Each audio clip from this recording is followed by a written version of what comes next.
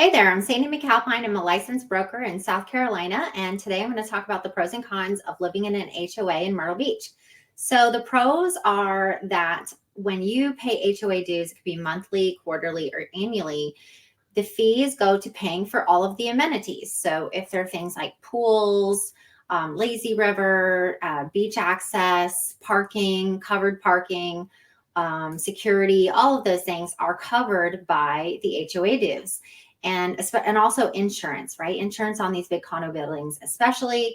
So common areas, you name it, they are covered by the fees that you pay, and everyone is paying collectively into the pot, which these fees are paid.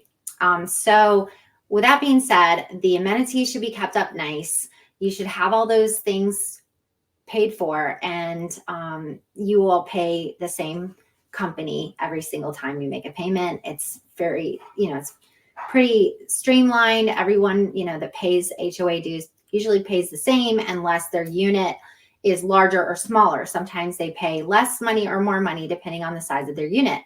Same goes for homes. Typically homes pay the same thing.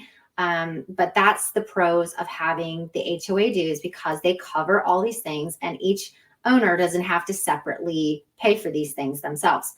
The cons are that the dues are set as, a number, right? But the number can change. So the number can change because things cost more, insurance costs more, security costs more, the pool needs to be cleaned. Things happen, and also insurance costs go up. Let's say after the hurricane, the insurance doubled. So that made the HOA dues double for all the homeowners in that community. So these are things to think about, that the number of the HOA fee can change over time because of the cost of the things it covers changes and goes up or down. Also, you need to worry about the financial stability of your development. It's always good to have a real estate agent to pull the financial documents from the listing agent or the seller and find out, does the HOA have money in reserves? Are they in a healthy financial position? There's also another con that a lot of people don't like, is that HOAs can assess you all of a sudden. So let's say the pool is cracked, it's old, and it's leaking, and the whole entire thing needs to be redone, and it's going to cost hundreds of thousands of dollars.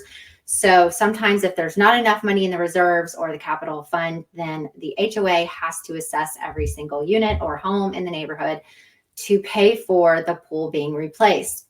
Sometimes this could be hundreds of dollars. Sometimes this could be thousands of dollars. I recently had an HOA assessment of, I think it was $16,000 for tennis courts being redone. So you can usually pay this payments.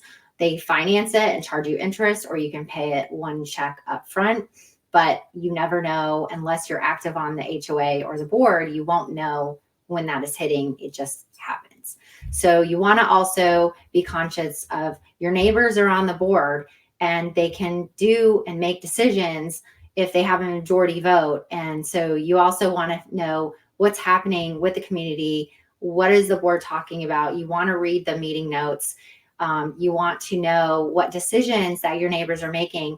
And also sometimes board members can target certain people in certain neighborhoods and use their influence and their board vote to enforce rules a little in the gray area. So you want to make sure that it's a happy HOA board and people are not angry, the people that live there. So you can always talk to neighbors and find out their 2 cents on that. So those are the pros and cons of living in an HOA. And if you have any more questions, you can always reach out to me, and feel free to subscribe to my channel and watch other videos about different topics on Myrtle Beach and